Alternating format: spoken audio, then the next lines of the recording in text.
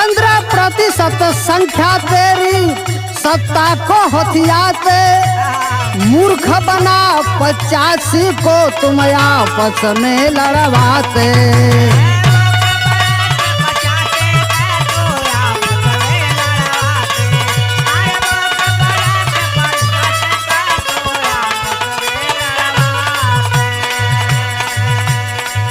जिस दिन बदलेगी सोच, जिस दिन बदलेगी सोच, उस दिन जागेंगे लोग।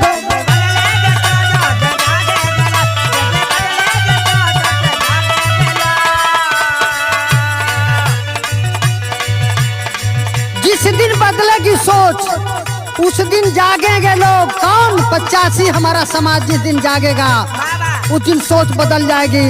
फिर करेंगे क्या? जिस दिन बदलेगी सोच उस दिन जागेंगे लोग। खबरदार